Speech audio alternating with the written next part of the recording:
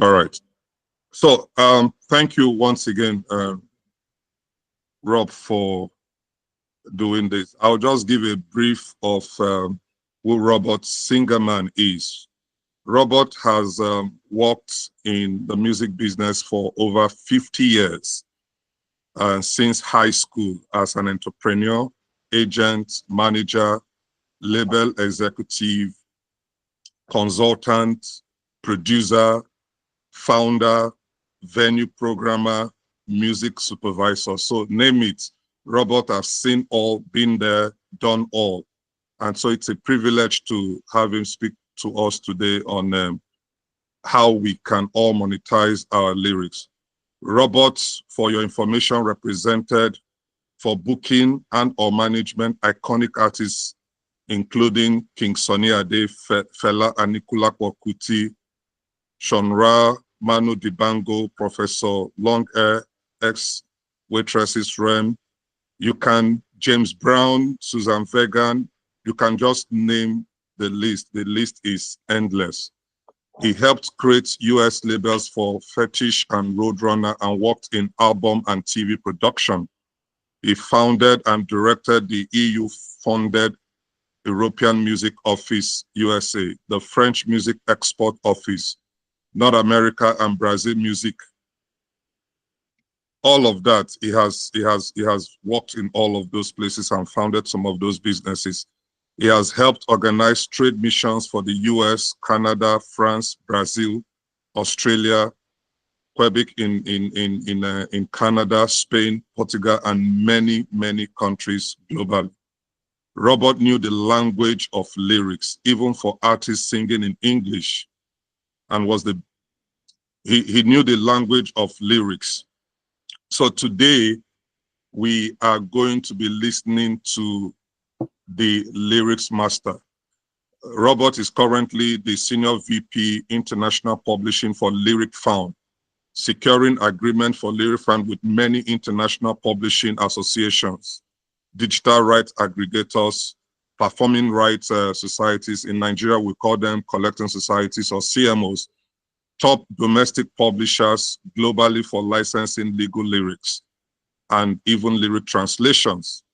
And so we are talking about someone who has long years experience in not just lyrics monetization, but in the entire music ecosystem.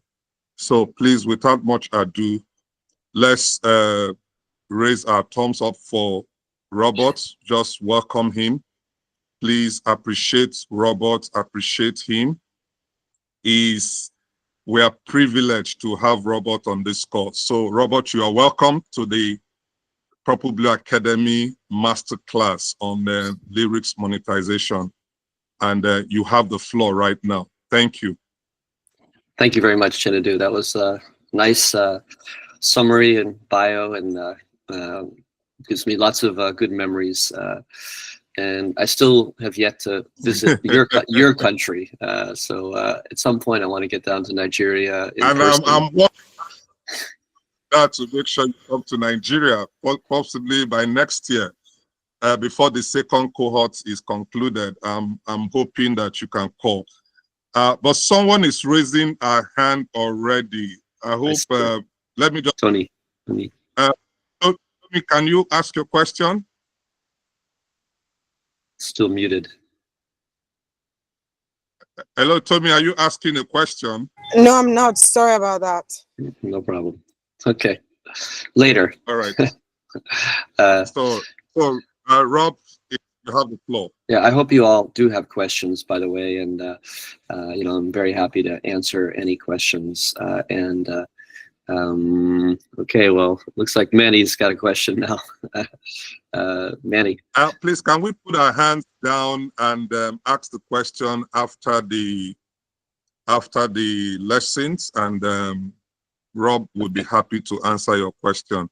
No Manny, do you have a question, right? Okay, fine. So please, let's. Yeah. Do you have a question right now, yeah. Manny? Or yes, your I tech do. is messing up? I do. Go for it. Okay, please ask your question so that. Good afternoon, guys. How's everyone doing? Very well. Can you Can you guys hear me? Yeah, we hear you. We hear you. Yep. Okay, so my question to you, Robert, is I'm actually looking forward to the answer. Maybe not right now, maybe sometime Okay. during the call, but it's honestly about lyrics monetization in general, right? Because I own a label and I have a roster of artists now. I have been wondering, like, there's so many artists, not just the new ones, but the legacy artists. They don't have their lyrics on the platforms. Even some who don't even speak English, they don't have their lyrics on the platform. So I'm Mhm. thinking, is there a way for people to actually monetize that? And I'm saying people who are not affiliated with the record. Because I know that some people, some curators are able to use these apps to, sync the lyrics and put it on there, even if they weren't involved in the distribution. So just clarify my thoughts on that. Yeah, no problem. Manny, please, do you mind? Where are you calling from? Johannesburg, South Africa. Cool. Okay, fantastic. All right. Yeah, that's an So important Robert question. will answer your question. Yeah, an important question, Chinadu. Where are you calling from? Because based on where the artist is located and who owns the rights, I think the first thing to remember, because the question, I would need a slight clarification on some aspects of it, because the first thing to remember is that lyrics are part of the compositional rights, and the compositional rights are, if you've been to Purple Blue Academy, I'm sure you know that, but they're controlled by the music publisher. If there's not a music publisher, they're controlled by the songwriter or the songwriters, if there's many songwriters, which in many songs, obviously, these days there could be 30 songwriters or people who have partial credits and partial rights.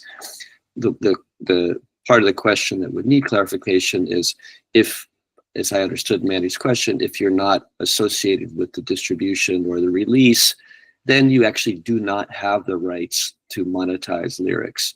That's not to say you don't have the rights to put lyrics up on your TikTok or YouTube or short forms or long forms. You may have the rights. That's called user-generated content. That's where the user decides they want to use lyrics to enhance the meaning of their visuals or whatever it is that they're doing. But generally speaking, in any commercial application of lyrics, you need the rights, which means you need the rights to the song.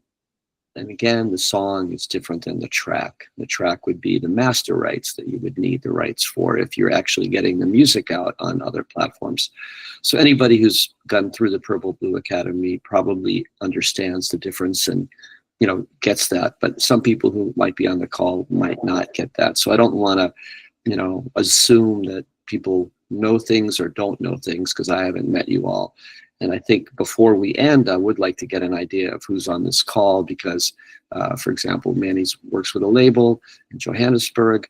We can work with anybody on the call in different ways. And so I hope that answers some of your questions. But yes, there are ways to monetize lyrics. And I'll get into that in the presentation. But to monetize lyrics, thanks, Manny, you need the rights on the publishing side. You need to either be a self-published songwriter and administer those rights for the other songwriters or co-administer them with other songwriters, or you need to be the music publisher. Now, there are some exceptions to what I just said, because other people other companies, other organizations often have the rights to monetize. Being that you're from Johannesburg, which I have had the pleasure of visiting years ago, that means that in Johannesburg, we have an agreement with Capasso. And as you know, Capasso is the CMO for South Africa, and by association with other CMOs throughout Africa, they represent a very large percentage of African music within Africa and globally. And it's mostly, in my opinion, Chinadu has had a lot of experience as running Kosan in Nigeria. With this, they do have the best back-end system, meaning the best infrastructure to work with the societies that we've been able to find so far in Africa. So they represent a lot of the other African societies. with internal agreements. They're called sister societies. And that means that they can collect for other societies and pay other societies. And then the societies pay the publishers, and then the publishers pay the songwriters. Hopefully, we hope that it gets down back to the songwriters, because for me, where my heart comes from, where my passion comes from, is really from the songwriter's perspective. And very importantly, from the fans' perspective, because ultimately we're all in the music community, in the music business, we're learning the music business. Really what we always have to think about is the fans. Why are we doing this? You know, why are we creating music? Why are we distributing music? Why are we putting our life's work into working with music? It's because of the people around the world. Fans equal people around the world. And what is the most important thing to do with the audience that we have is really to communicate with them, to have them understand the songs, really to have their lives be changed by the songs.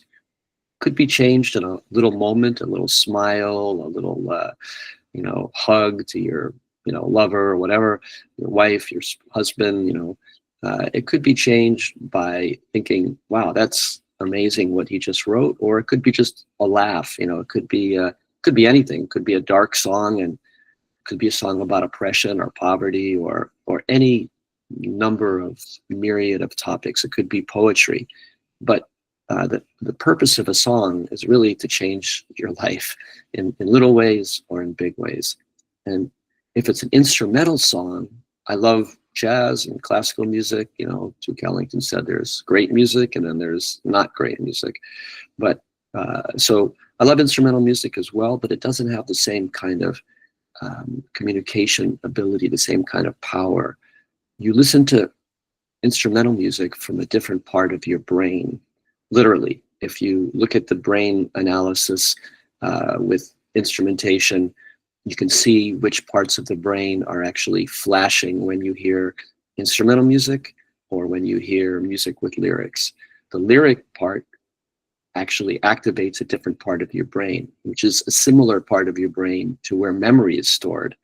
So also, the mnemonic device, the memory impact of lyrics is much stronger than the memory impact even of a great bass line or a great melody line, because they interact with each other, so they're not separate. It's not a fragmented, it's one whole unit. The brain works as a unit, but the kind of power of lyrics to change things and for memory is different than the power of instrumental music.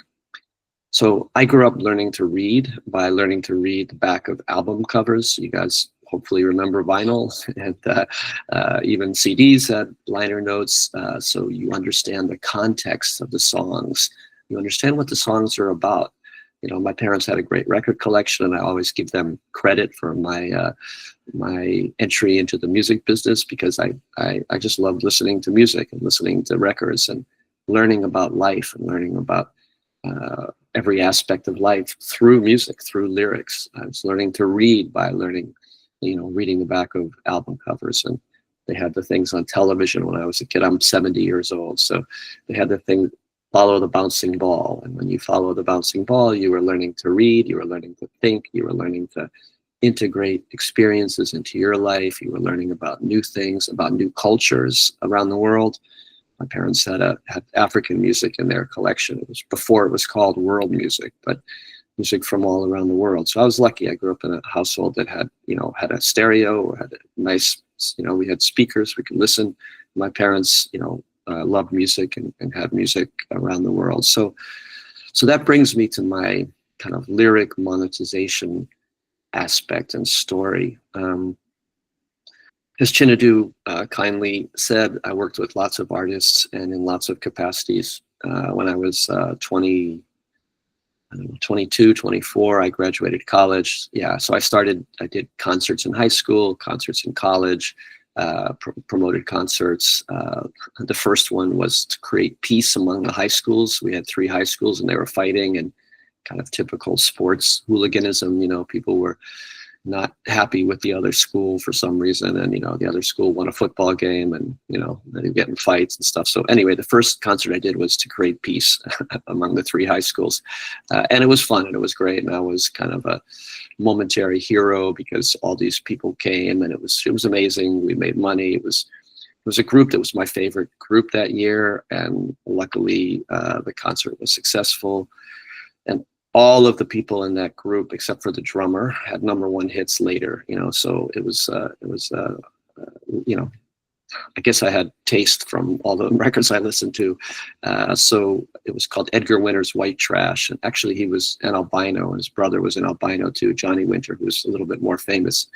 He actually he won a Grammy Award this past year, first Grammy Award, kind of on a tribute album to his brother. So 51 years later, 51, it was actually 2023.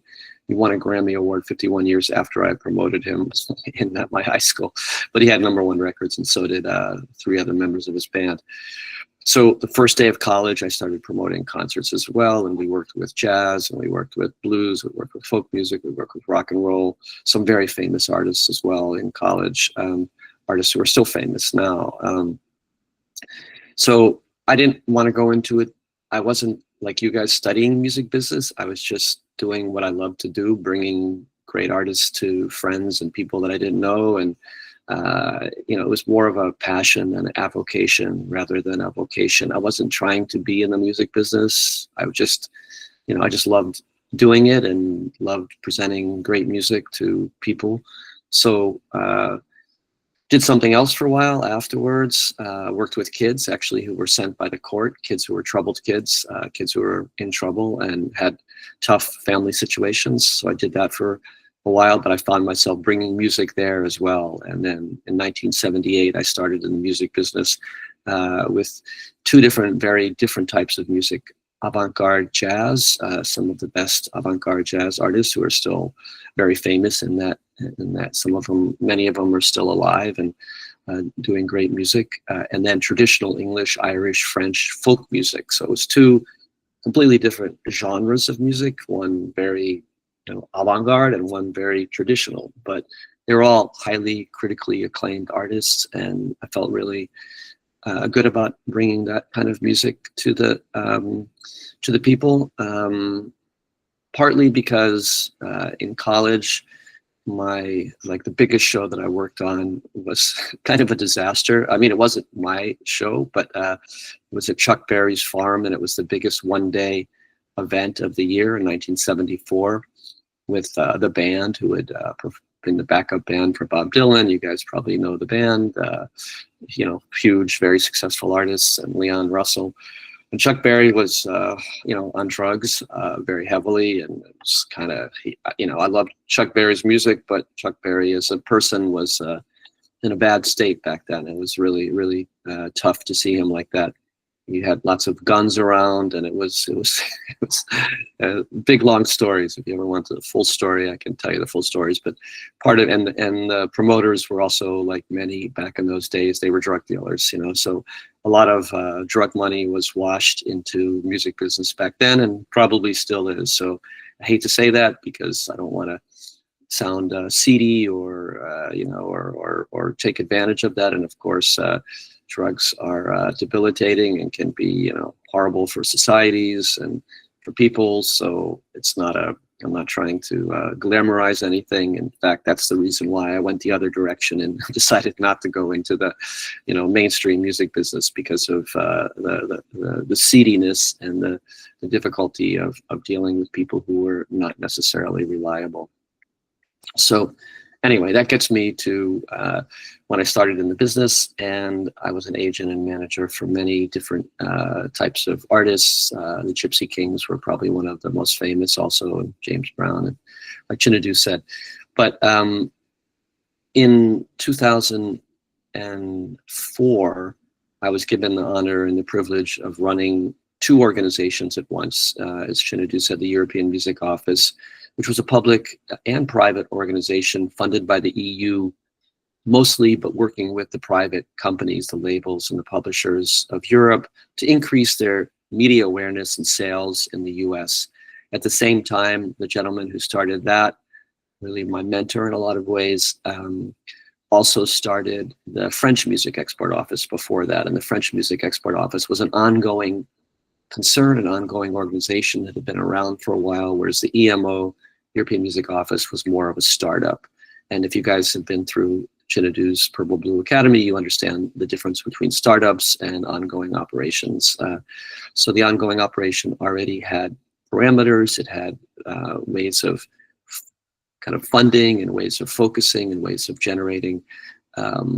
Yeah, and by the way, feel free to turn your cameras on. I like to actually see the faces of the people here. So like Ronnie just did, and Tommy had, it's nice for everybody else to see everybody's faces too. So feel free to, please turn your cameras on so I can see the people here and get to know you guys better. Because ultimately, the reason that we're doing this is to create a community in the music business, right? To learn, but also to meet each other, because ultimately everything that's going to happen in your life is based on who you know and how you relate to other people. And that's kind of the most important lesson that I could talk about, in the music business, not specifically about lyrics, but it's all about relationships and about following up relationships. And it's about getting to know each other to bring value to the fans and to the musicians you work with, and to the world in general, because that's what we're doing through music, is we're bringing value to people. So to get back into the, so when I was running the European Music Office in the US and the French Music Office as well in North America, the US and Canada, you all know that there's a lot of French-speaking people in Canada. Quebec is a whole province, but there's many, many French-speaking people in Canada. And that's is a result of, as you know, colonialism, right? And, to get political a little bit. So there's, issues between the Anglophones and the Francophones in Canada. But French music in Canada would relate mostly to the people who speak French. Again, there's one situation where Carla Bruni, who later married the Prime Minister of, I guess it's called Prime Minister of France, Nicolas Sarkozy. She's an Italian woman. She was like born a countess or something, and she's a great songwriter. But in Quebec, she was number 2, and I called up. I was running the French Music Office for North America, so including Canada, and I called up the label owner. I said, well, why don't you put her on the Canadian charts? Because if she was on the Canadian chart, she would be like number 4 or number 5. And he said, oh, no, we don't deal with the Anglophones, we're Francophones. And, he was maybe a bit of politically a separatist, really, because they wanted the government to be separate between the French government and the Anglophone government. Great guy, he's a friend of mine, but it drove me crazy, because for me, the opportunity was to increase her awareness and her sales in all of Canada, and also in the US, which is just underneath Canada. So I talk about these kind of global and political and social history and background for a really important reason, because that's something that we also need to consider when we're working with music, right? What is music actually creating? What are we trying to do through our work with music? And that's why I also started with what lyrics are and how they're different from instrumental music. Because with instrumental music, you're not getting into those kind of areas. You might be by just, bringing the feelings up and, the emotion up of being oppressed people, for example, or wanting to separate from the other group of leaders in your country. But it's usually through the lyrics that those points are really well made, and that can actually change the world and create revolutions, which they have around the world. I mean, Fela Anikulapo Kuti, you all know probably, was created Afrobeat, which is now Afrobeats, right? And he did it because, as the book about him is called, Music is the Weapon, or Music is Our Weapon, and that's an amazing book if you haven't ever had the chance to read it. It taught me a lot.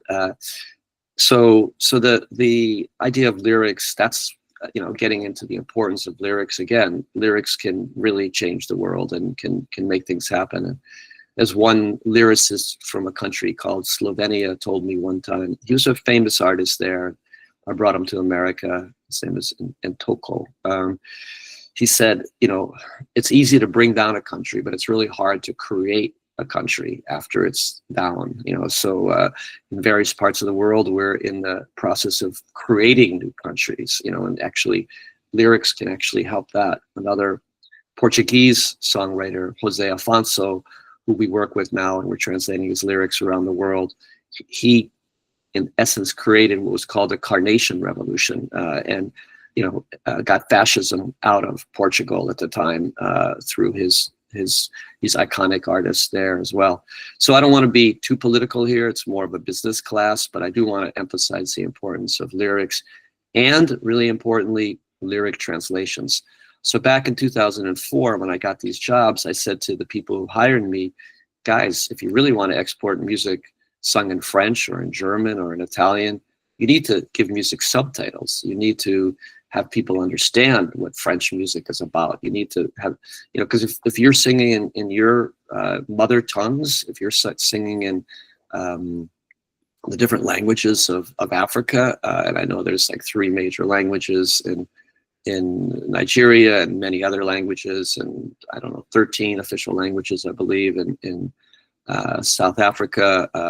And if you're singing in these languages and people don't understand the context and where you're coming from, then it's like instrumental music. It sounds nice. It's, you know, da da da da da. The voice becomes an instrument, not a mnemonic device, not a communication device. It's communicating like an instrument would communicate, not like words communicate.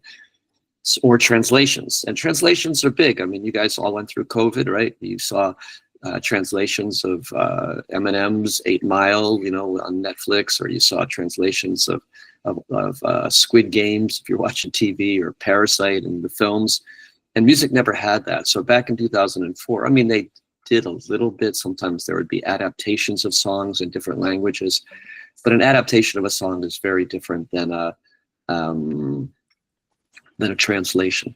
So what I started working with back in 2004 is giving music subtitles, so legal lyric translations. And I don't know if in your countries Spotify has translations now, but Deezer definitely does because of work we've done.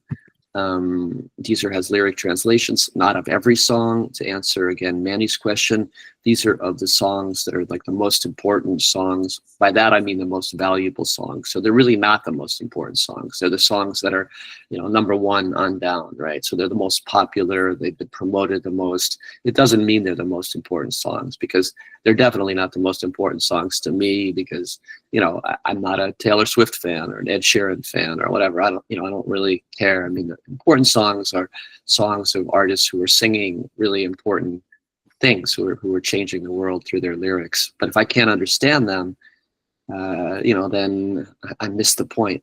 There's an artist named Emicida, Emicida, from Brazil, that you all ought to check out, because he's an amazing writer. He's an amazing, profound communicator, and he's an iconic name in Brazil. Everybody knows him. He's also worked with some American and different international artists, and even artists from Africa. He had Rwandan guitar players, and he's worked with a lot of African artists recently.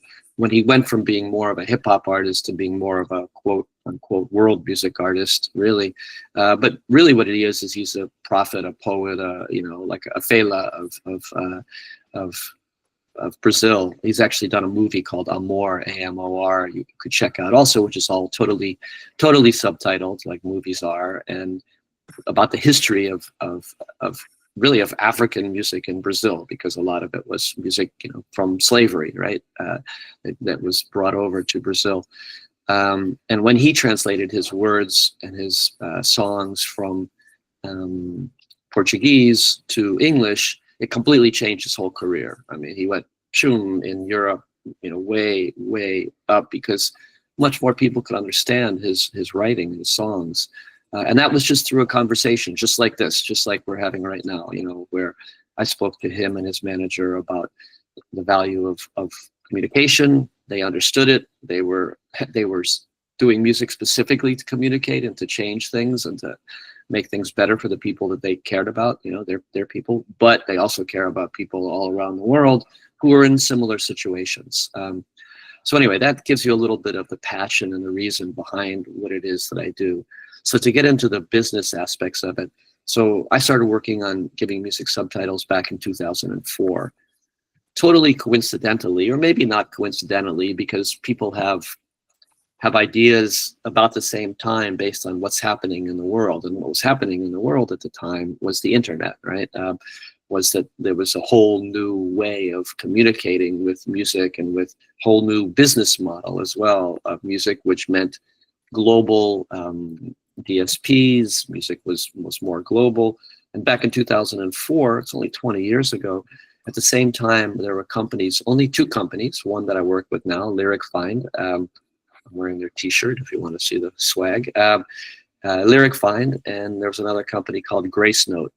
Grace Note worked with Apple, and Lyric Find was just two guys out of university. They went to Waterloo University in Canada, and they decided, they told a story on Saturday night or on Friday as well in our sessions in Toronto. They were looking for lyrics to a song, and then they said, wow, we can find it, but these sites are terrible. A lot of them actually came from Africa, from Russia, from all over the world, where people at the same time, like these two guys who started this company, which is now worth, upwards of $150 million, just to give you an idea, in college said, hey, this is a good idea. Why don't we do a lyric site? And their mom said, well, wait a second, after a while, this is illegal, guys. You can't really be doing this. But like with everything, usually illegal starts and then legal follows, right? YouTube was illegal, Google was illegal, everything was illegal. There's no progress if you wait for licensing. Although I'm not suggesting that everybody do illegal things. I'm just saying that the way that progress works usually is through technology, and technology drives, even in Africa, that a lot of the stuff on Boomplay or on some of your services still isn't totally monetized properly. And that's why Manny asked the question, and that's, why we're here, is for you to learn how to monetize things properly, which means they're actually infringing content, right? Because if they're not licensed, it means they're infringing. Everybody who's done the courses understands the difference between licensing and not licensing. I hope. If not, please reach out and get a good understanding of that. So Lyric Find started also in 2004 with Grace Note in the lyric monetization business, B2B, two companies working with businesses to license from the music publishers their music. And again, this also harkens back to what I was saying. It's all about relationships and about making friends and meeting new people around the world, which is why I'm very happy to do this course and any other course I can do to meet people, because it's really, you guys are the future. I'm the past, right? You're the future, and what you're creating right now and why you're studying right now is really what's going to change things over the next, as the indigenous people say, over the next 7 generations, right? So, I think in generations, not in days or minutes or weeks or years. What's most important for us to do now that changes things for our kids and for our kids' kids and for their kids, and to keep the world sane as possible in an insane world, and make some changes that benefit people globally. And we're in a global community right now. These services are global. They never used to be global. It was sending plastic to Africa or sending plastic to Brazil. It was it was not a global business. Now it's 100% global. So globally, we do global deals with global publishers and global labels so that people globally can understand music, understand songs. And yeah, they can make money, and yeah, they can have good careers, and yeah, I know it's a business, but it's also about cultural and, deep meaning for the music that we work with, for many of us anyway. I'm not saying for everybody. So these two guys got one licensing deal because they met somebody at a music conference, just like we're having now, although it was in person. And he helped them license the first deal with EMI. He worked for EMI the biggest music publisher at the time.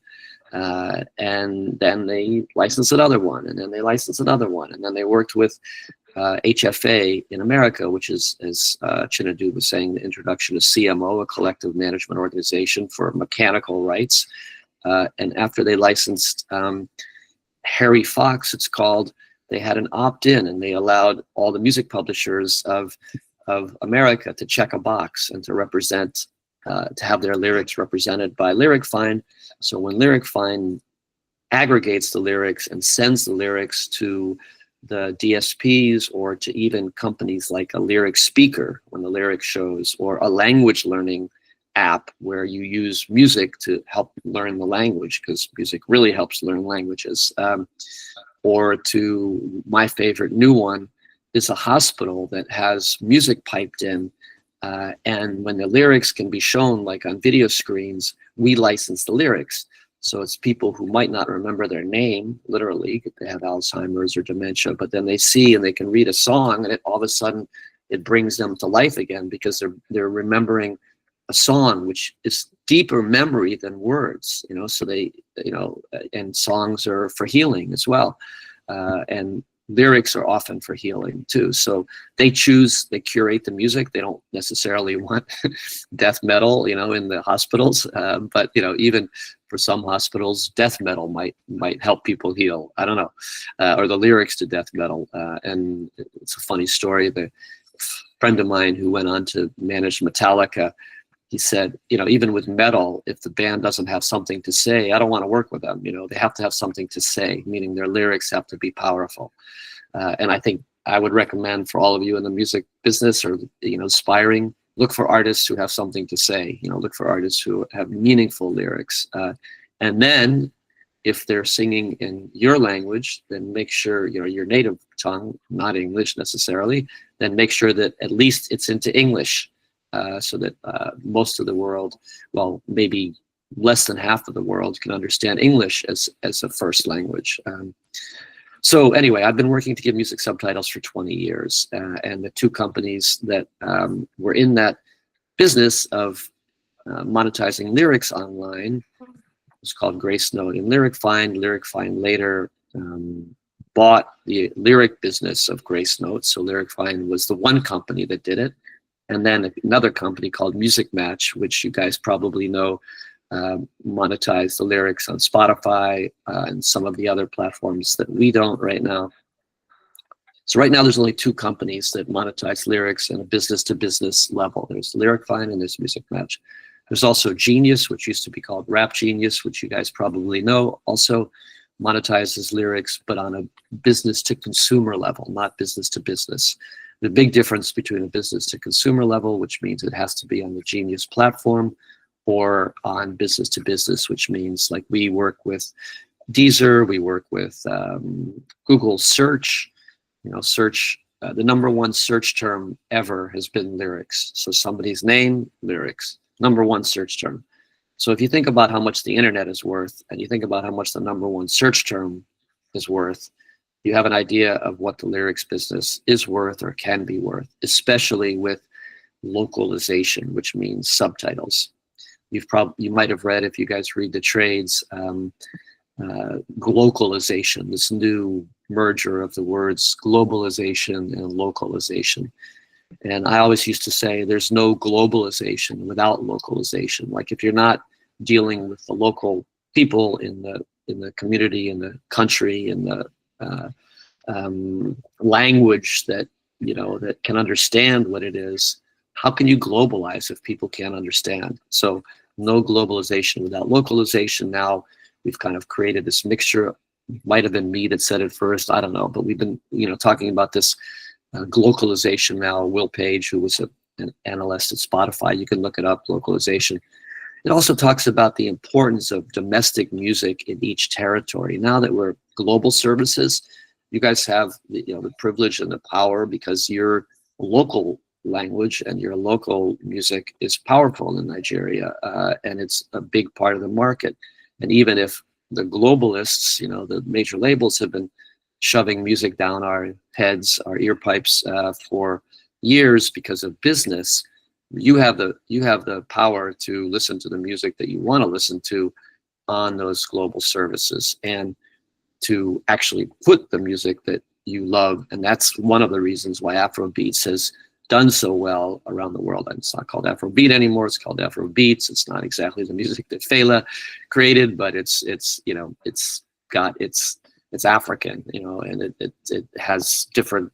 You guys know more about Afrobeats than I do. So to get back into like the real business of this and the parameters and how to do it, rather than the history, you can just simply go to lyricfind.com or go to musicmatch.com, and you can start working with the two different companies. We're very different than they are, and I can say this, not with any bias, and I can tell you what our differences are. We started the business, number one. They came in much later. We created the lyric business online. We've been responsible for getting, hundreds of billions of dollars back to songwriters, hundreds of millions at least, sorry, maybe not billions, hundreds of millions of dollars back to songwriters, back to music publishers. All of that was illegal. All of that was pirate. All of that was unlicensed music. But every year we're paying publishers and songwriters a very significant amount of money. But besides starting it 20 years ago, actually those guys were in college at the same time as I was coming up with this idea. So they're a lot younger than I am, but they're great people, and they've created a very successful business by finding a niche that hadn't happened before.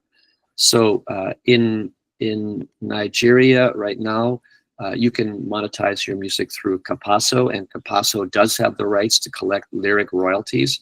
So Capasso, we pay Capasso, Capasso pays the publishers, and the publishers pay the songwriters.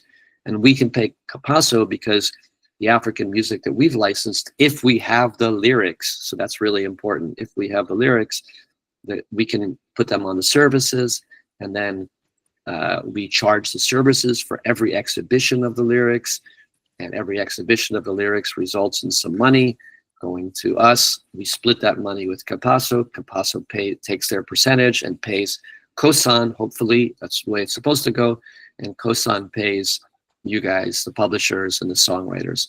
So it's creating a new business model out of something that didn't happen before. And if any of you are lucky enough and smart enough to create a new business model out of something that's not happening before, you too, 20 years later, can be sitting on a huge business empire. And I wish that for you, all of you, to do that, because not just for the money side, but for what we've done for fans and people around the world. What we've done for fans and people around the world is allow them to understand the lyrics of their favorite artists. We've answered their search query. 20 years ago, the search query was, what's the lyrics of this song? Or maybe it's 24 years ago. And these guys started a business out of that. We've answered that. So lyricfind.com, musicmatch.com. Right now, Musicmatch charges publishers to put the lyrics up. We don't. We pay transcribers to transcribe the lyrics, or we ask you guys to send the lyrics in. There is a platform on our website called Verified Artists platform. So that's, again, to get back to Mandy's question, how a verified artist, they're verified because their music is on Spotify, whatever, we do different checks. They're verified, then they can give us the lyrics and we can monetize it. That may be called what we call a 0% deal, which means you're not actually monetizing it. But the other important thing to remember about the lyric business is it's not only the lyrics that generate money. It's way more than that. What's called ancillary income, other income that you make from the lyrics being online, which includes, first, it includes mechanical royalties and performance royalties from all your CMOs. So that's why the CMOs like Kosan or Capasso, we haven't been able to do a deal with Kosan yet, even though Chinedu kindly put me in contact with them, because they don't have the infrastructure yet to collect properly. They haven't been able to get us the song data to pay properly. So until they can get us the song data to pay properly, we're paying Capasso.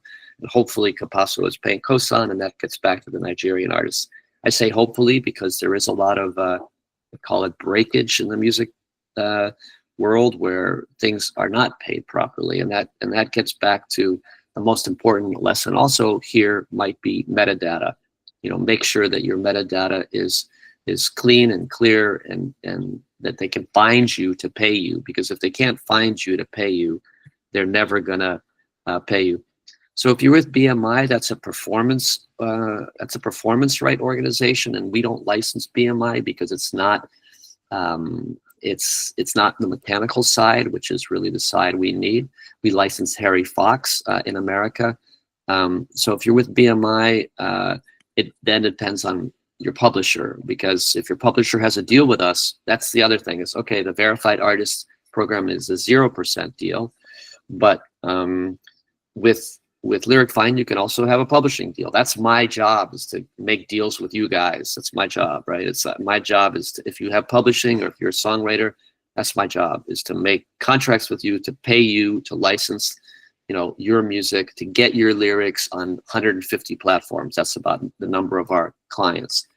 Well, you do have publishing if you wrote a song. So if you don't own the publishing, then have your publishers do it, because on the ancillary income, master income goes up. You sell more records, you know, if you have records or CDs, you know, people come to your concerts. Every income stream in the music business goes up. Let me say that again. Every single income stream in the music business goes up if people know your songs, if they remember your songs. Why? Very simply, you've created a new customer. You've created a new person who has your song in their head, in their heart. They know how to dance to it.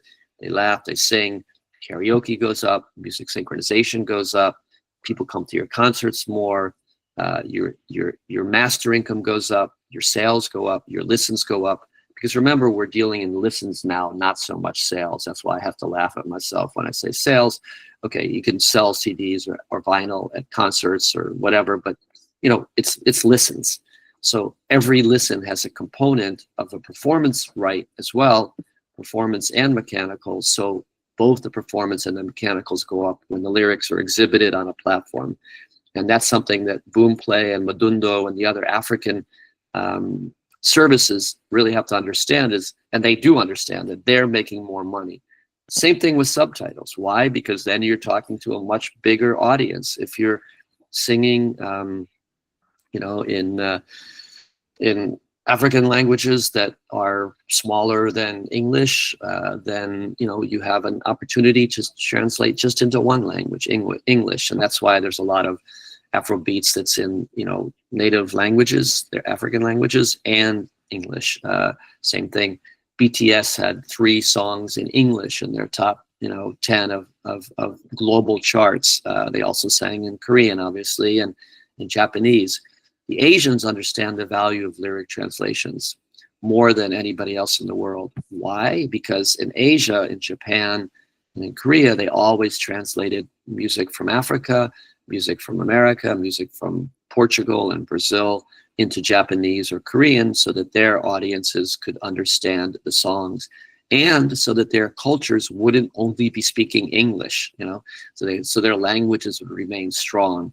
And, you know, for you all, it's important for your languages to remain strong. So I'm not saying for your artists to sing in English. I'm saying if you're singing in your language, so your languages can remain strong, and so that it's the best, you know, kind of heritage reason to sing and cultural reason to sing, and it's your native language, then sing in your language, but just have the subtitles into English and other languages, so that people in China can understand your songs.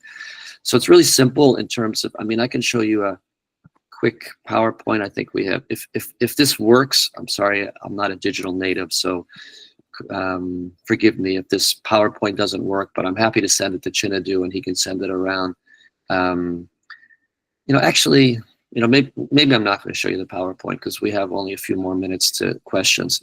Let me tell you a couple of more important things, and then Chinadu can send it around, because I'd rather have it go to you guys personally. But another very important piece of information for lyric monetization is that the entire publishing income, when you have a stream, which is the way of generating income around the world, and you can talk about the value gap and how streams have changed things and how much less money some artists are making if they don't really know how to monetize properly, and they're not selling plastic anymore, and their margin has gone down. It's much harder for artists to generate 1,000 streams even to get paid. Right now they have the 1,000 cutoff.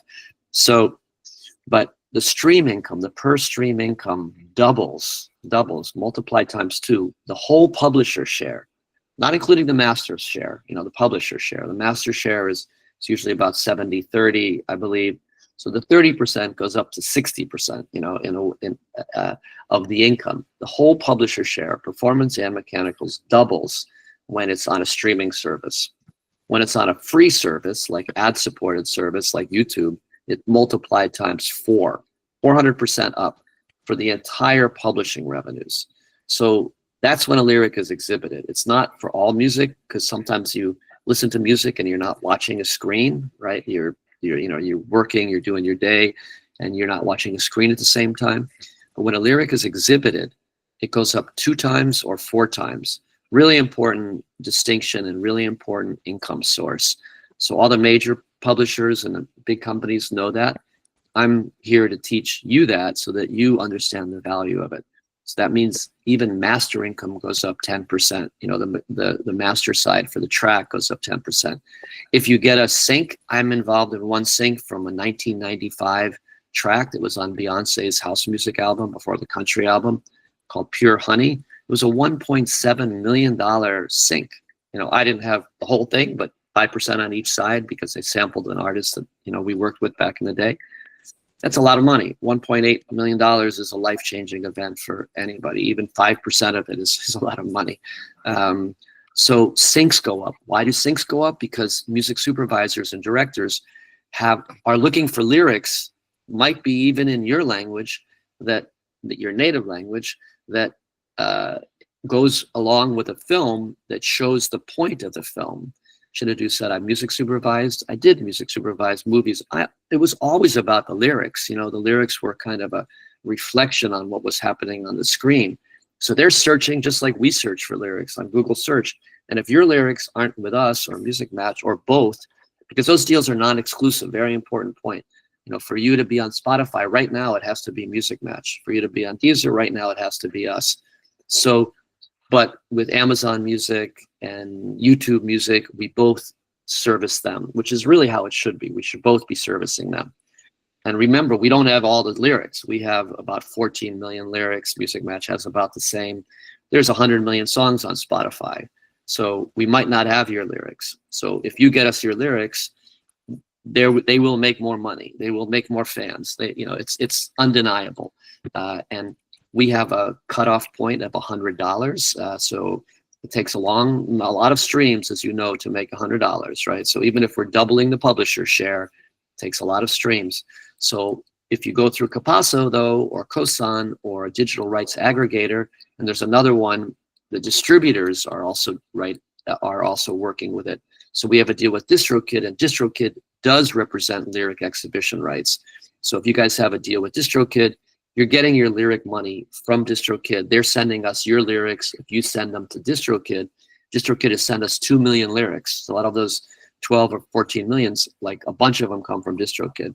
So DistroKid is making a lot of money every quarter. We pay quarterly from us to their publisher partners who have licensed them the lyrics. But same thing with Capasso and Kosan. We don't, we'll get to $100 with them every quarter, no problem.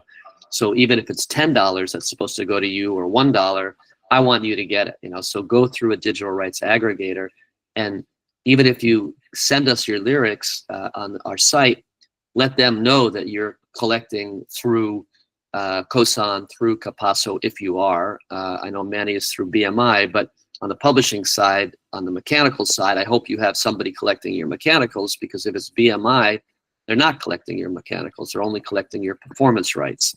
So you have to have someone collecting your mechanical rights as well. Because BMI, unless they've changed the contracts, which I don't think they have, I'm pretty sure I would know about that.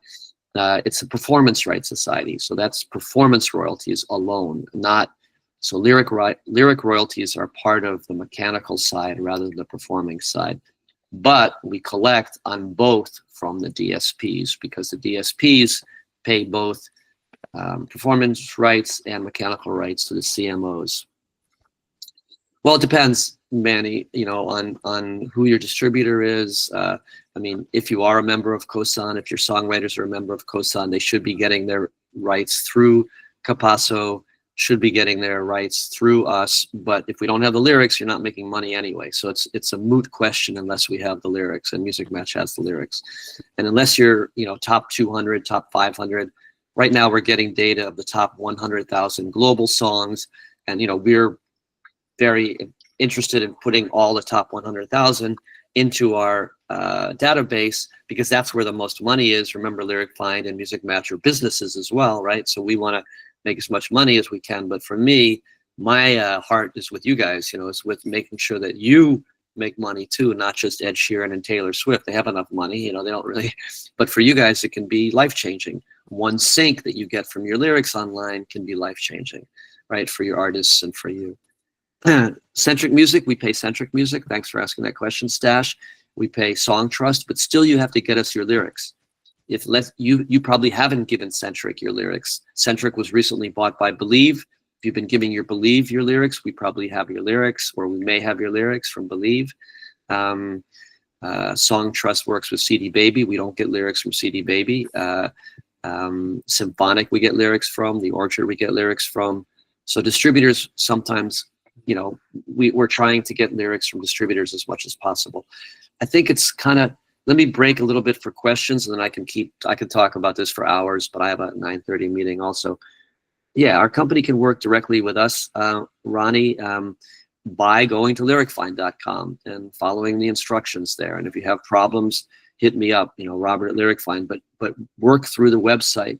And then, like I said before, if you put your lyrics on there, make sure that you say that, you know, you're a songwriter on COSAN, or that we, from TuneCore is owned by Believe. So yes, we do get lyrics from TuneCore.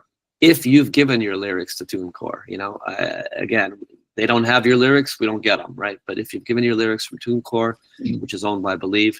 Okay, Michael, if you want to ask a question, go ahead. But you got to unmute. Okay. You know. Thanks. Oh, okay. Thanks very much, Robert. Quite an interesting outline you've given there. Can you hear me? Yeah. Okay, great. So basically, it's not a question. I just want to correct one thing. No, not correction. I just want to say one thing about Afrobeat. So earlier on, you mentioned Fela and Afrobeat, and then Afrobeats. Right. So I just want to clarify. For us here, Afrobeat is a genre of music. Afrobeat without the S. It's a genre of music on its own.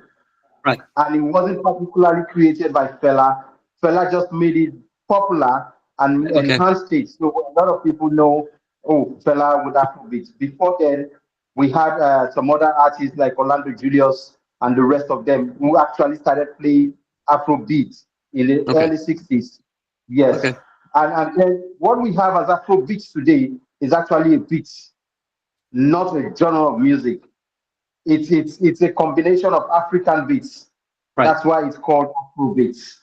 Okay. Thanks, Michael. Yeah. So I just wanted to just put that in context. Well, I appreciate that, and sorry for my ignorance. You know, I'm learning everything. No problem. I'm learning stuff every day too. That's why I come talk to you. So thank you. I mean, I probably knew that, but you know, I'm also trying to speak fast so that everybody can answer questions, and I can give you guys as much info as possible. So, but thank you for the correction. Yes, no, I get it. Yes, I get it. Please, I want to ask one question. Oh, sorry. Go ahead. I run a large label with a large catalog with different kinds of music from different places in Nigeria. And interestingly, I never knew lyrics was this profitable up until now, hearing from you. You know, there's a peculiar problem we have in Nigeria. I mean, you just mentioned payments to COSAN, you know, as a CMO and all that. Unfortunately, we as labels actually don't think we receive those funds. So how can we look at the opportunity of working with maybe the companies like yours? Great question. That our royalties can be guaranteed and probably be paid directly to us. rather Well, than CMOs that don't give us anything. right. Well, first of all, if you're a label, the important question is whether or not you represent the publishing. So if you're a label these days, most labels do with what's called 360 deals, where they represent the, the master rights and the publishing rights. If you represent the publishing rights, then we can do a deal with your publishing company or with the company that represents the publishing. No problem. We're happy to do that, especially if you have a big catalog. We don't pay Capasso if we have a deal with you. Also, there's other things to say. If you're different languages, we have a product that I didn't mention that's on the website. So I really encourage everybody to go to the website, because there's a lot of information there that I might have missed, called Lyric Assist, where if your songwriters don't give you the lyrics, you can give us the lyrics directly. As well, you can go through the distributor. We mentioned a few distributors here. If your distributor is DistroKid and you send them the lyrics, we have your lyrics already. All we need to do is do the license. So it would be a conflict, because DistroKid would be saying they collect and you would be saying you collect, and you would have to sort out that conflict. But we tell both parties that that there is a conflict. One of the hello, Rob, hold on, please. Rob, hold on. Rani, can you mute? Yeah, there's so that feedback. Yeah, thanks. Yeah, okay. So Michael, we would need to talk about who your distributor is as well. But there's another thing that I didn't mention that I encourage all of you who have labels or who are working with artists, check out rotorvideos.com, ROTOR videos.com. Maybe somebody can put it in the website, in the chat, ROTOR videos.com, because we bought Rotor Videos, and that's a way that labels, especially with big catalogs, and thanks, Stash. We have we can put it, I can give you some credits, free credits, so you can do a Spotify Canvas or an Apple Motion Art for a couple of your artists. And then you can, if you like the system, we can give you a discounted deal. You can make a Spotify Canvas for $10 free. I'll give you it free, the first few, like a drug dealer, first few free. No, I'm joking. We'll give you some credits so you can try it out, and it can help you, because Rotor Videos can create music videos, it can create lyric videos.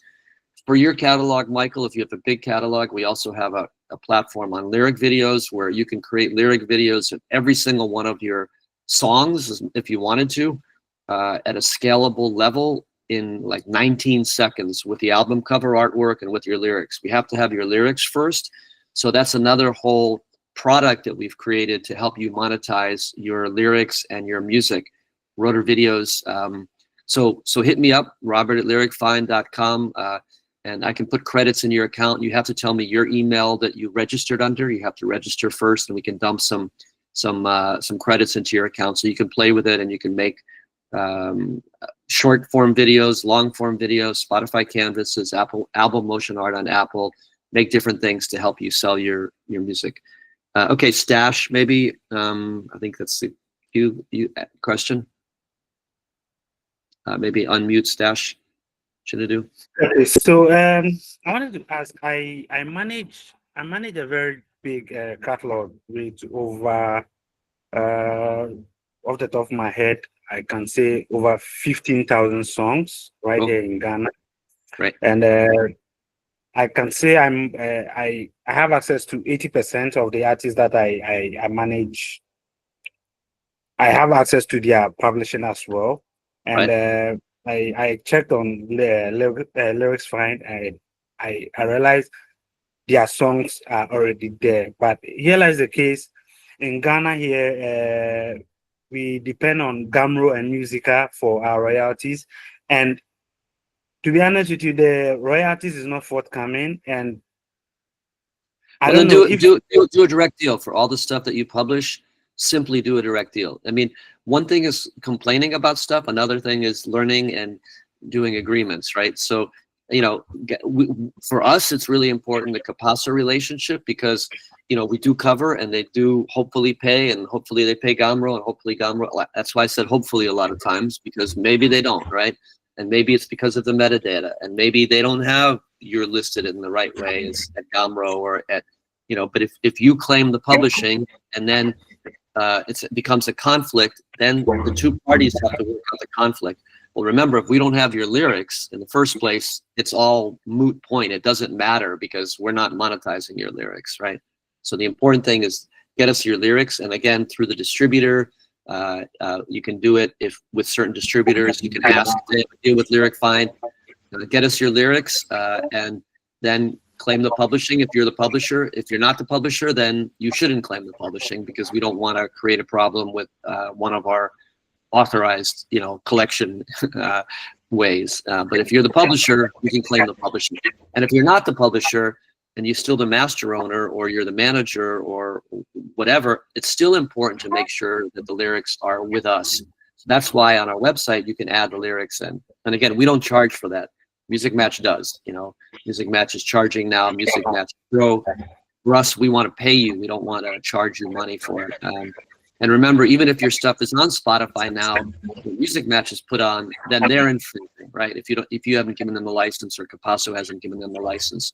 So you want to make sure that, that everything that's out there is generating money for you and for the songwriters and properly. So I hope that answers your question. Yes, I currently distribute with Symphonic, 1 RPM, and Orchard. So we work with all three of them, but you have to get them the lyrics. And then once you contact us on the publishing side and you have a deal, we'll match in our database, we'll match the ISRC number or the IWC numbers, the title of the song, the artist, and then we will know who to pay, right? If we're not paying 1 RPM unless there's a publishing, we're not paying the Orchard unless there's a publishing, we're not paying Symphonic unless there's publishing. So it depends on the agreements that you've signed. If you've signed an agreement which includes the publishing rights and the lyric exhibition rights, then they should collect. But you have to figure it out, and they should pay you also. So you have to make sure that ultimately, that's why the metadata, I said it in the beginning, was so important.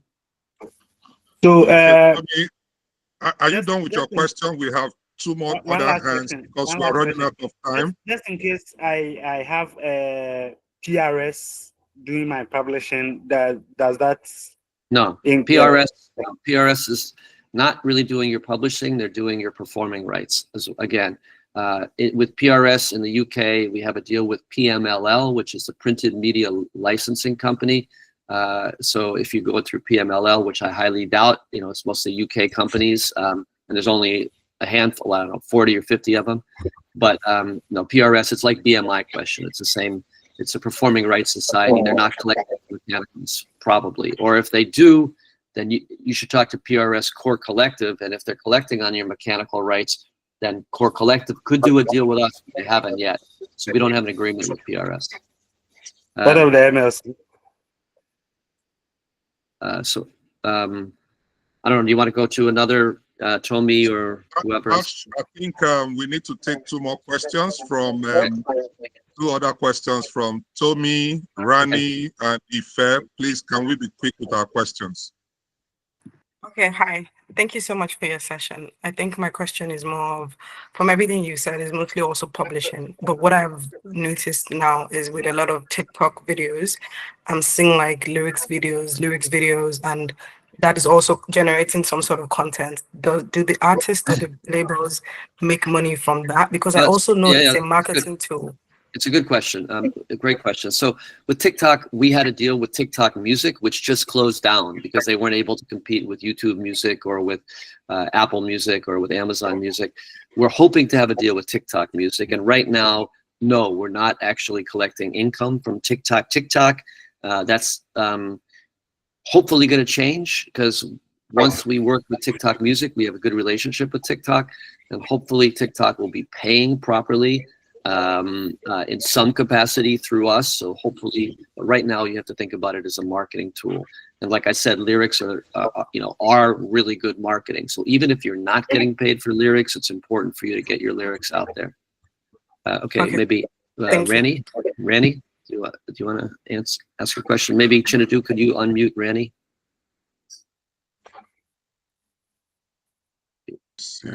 Cool. Rani, please, can you speak and unmute from your end? Okay.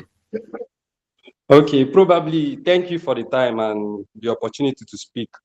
I'm an artist personally, but I'm kind of business minded, you understand? So Yeah. I have my own record that I set up, like my own record label, but I just want to ask one question. My question is just simple.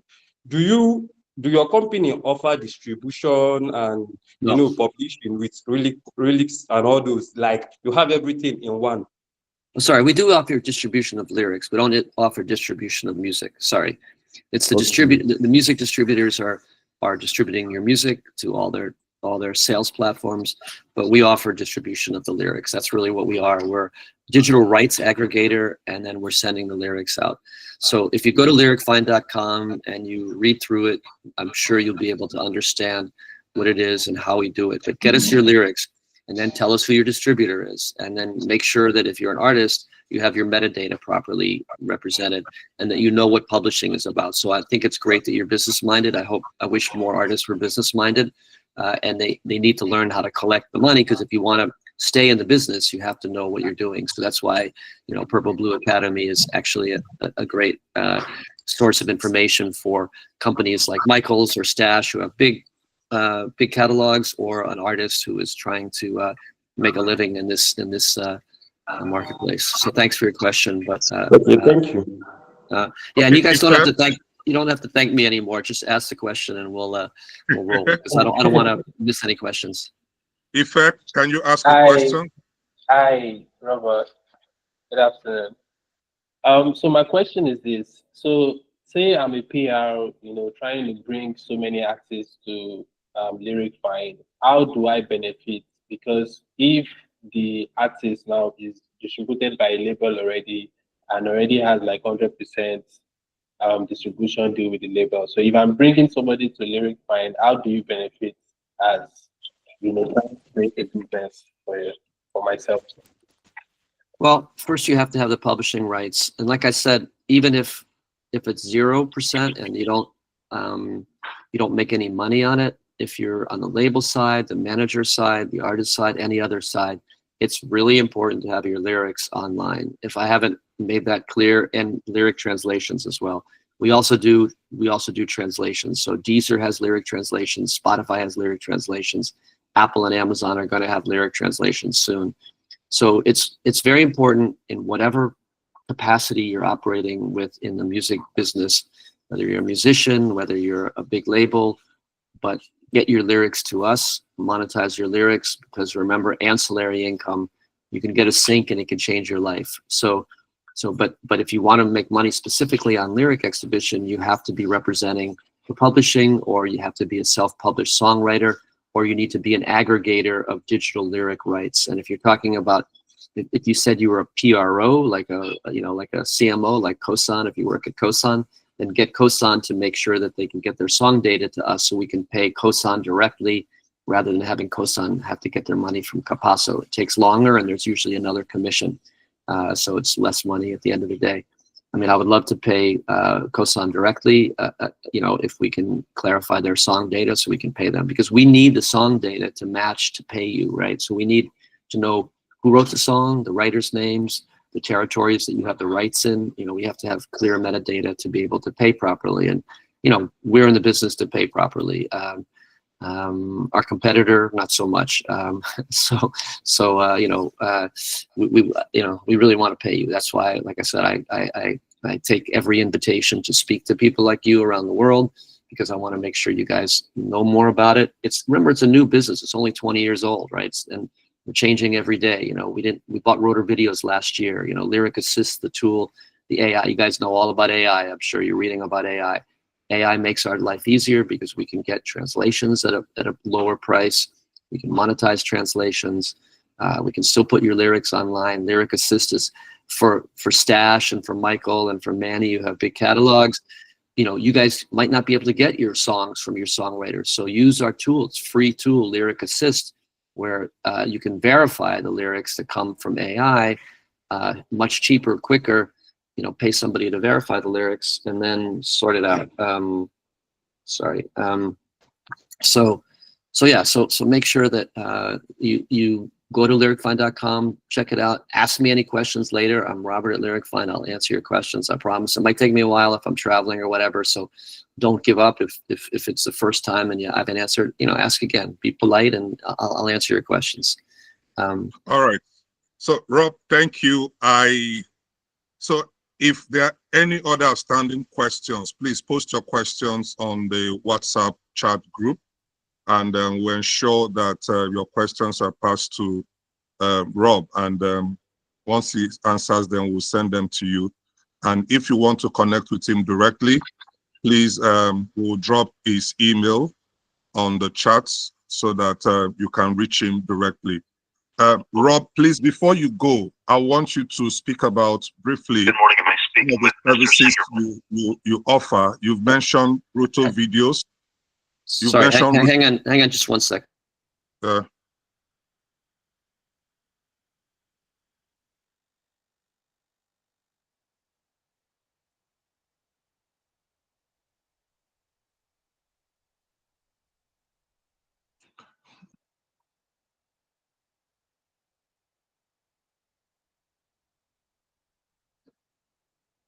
Sorry about that.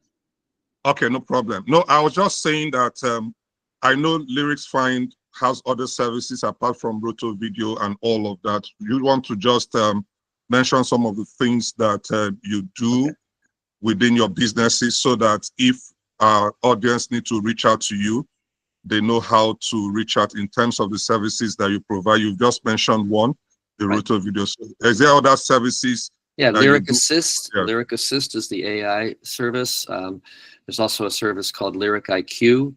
It's not Lyrics Find, it's Lyric Find, no S. lyricfind.com.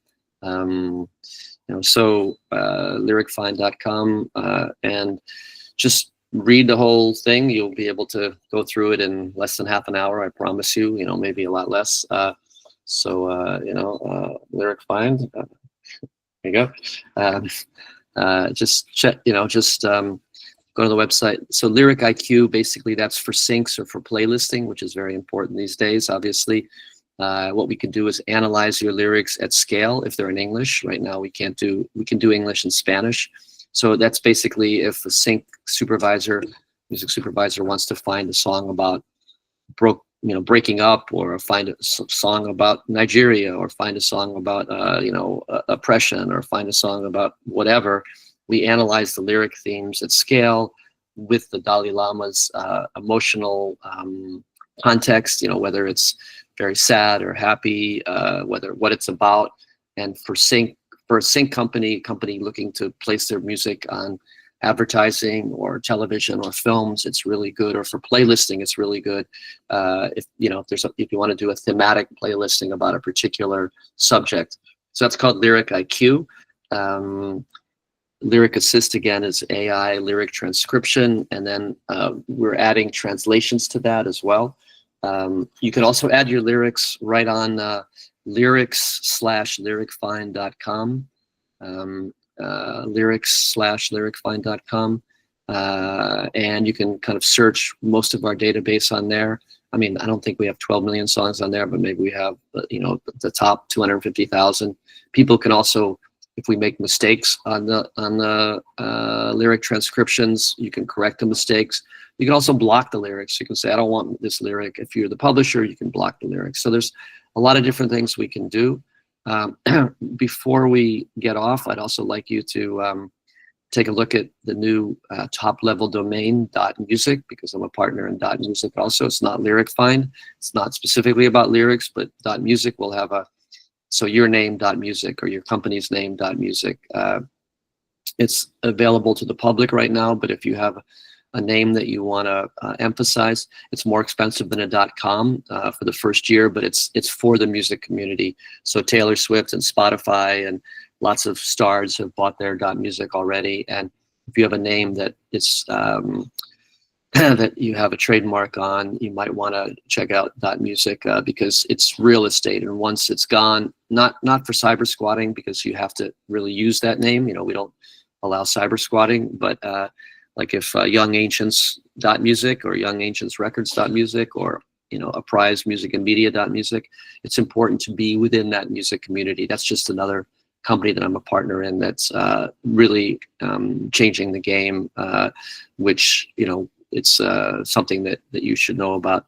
But I'm Robert at lyricfind.com. Again, ask me questions and ask questions through the WhatsApp group, because then everybody else gets to see the questions too, like Chinadu suggested, because if I'm answering one question, hopefully it'll answer other people's questions at the same time.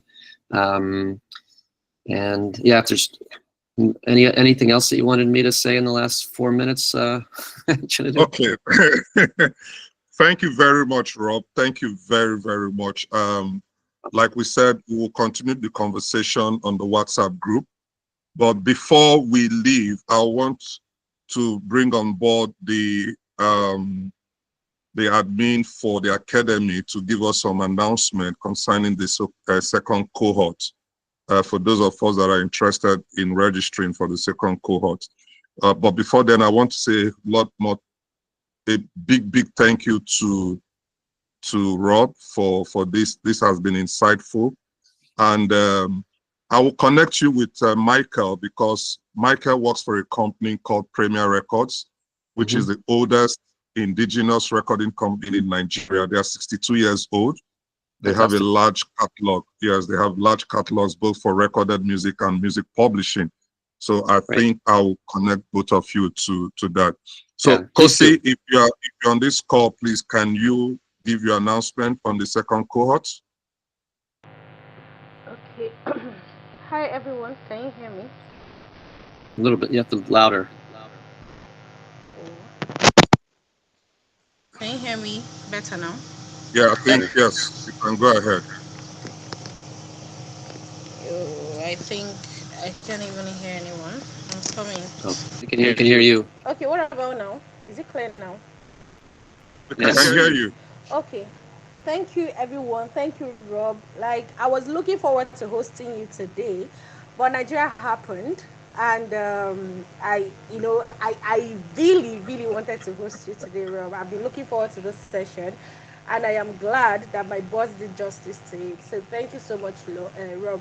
It was like I learned a lot, and I know that everybody on this call also learned so much, right? You shared a lot of insights, and this is something that a lot of us don't even know what's possible.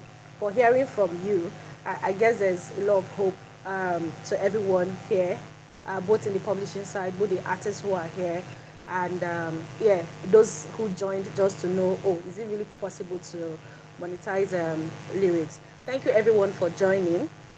My name is Kosi Okonkwo. I am the faculty head of PurpleBlue Academy of Music Business.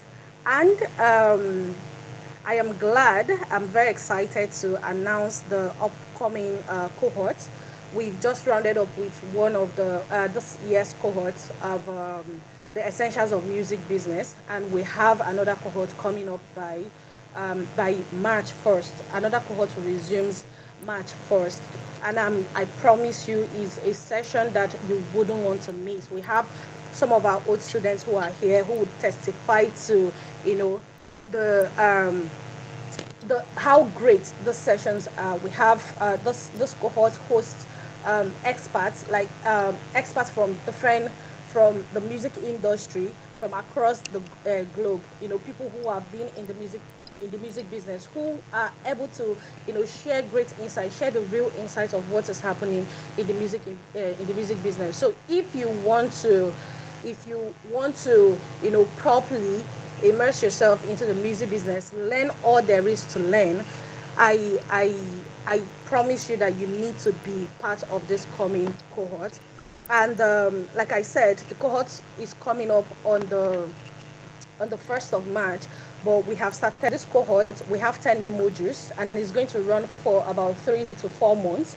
And some of the modules we have, some of the topics that we are going to be teaching will be on copyright, neighboring rights, and collective management organizations. We have music publishing, music licensing, artist management, music marketing and promotion, recorded music business, live music and tour management, music business and finance, and entrepreneurship. digital music distribution. I will also be talking. We also have a bonus course on mental health in the music business. So you see, this session is really packed, and we have all of the major record labels in Nigeria backing us. And we also have a guest appearance from one of, if you know, the biggest record label in Nigeria. So I'm just letting you know that you can't afford to miss this particular session. And PurpleBlue Academy is so generous that this course is supposed to go for, more than what it is what right now. But just for registration, PurpleBlue Academy is collecting just 20,000 naira for registration, and $20 for those who are outside Nigeria. And the school, your training fee is just 150,000 naira. And interestingly, we understand the situation of the country. I don't know for every other country, but the situation of country in Nigeria, that's what I can speak for. And because of that, we are giving students also the opportunity to pay instrumentally. So you payments across the three, register and be signed on you can resume with everybody who is going to next cohort. So for your registrations, you can go register for the next cohort. It's very going to drop the I'm going to drop the so that you don't miss out on it at all.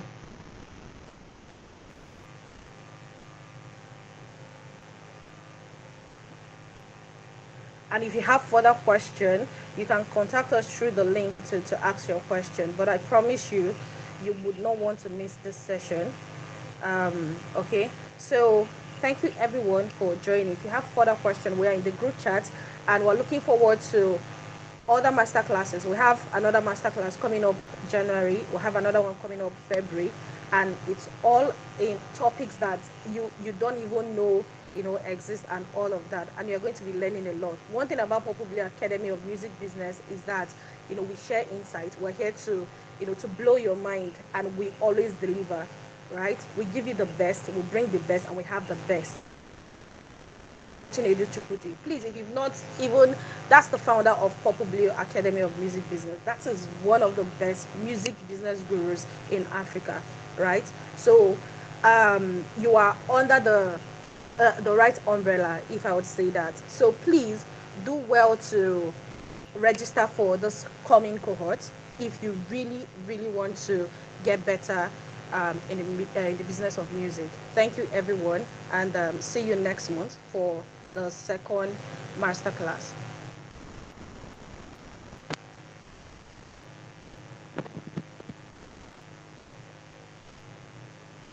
All right, guys. Enjoy your day, and we'll see you next month for the masterclass on AI. Bye.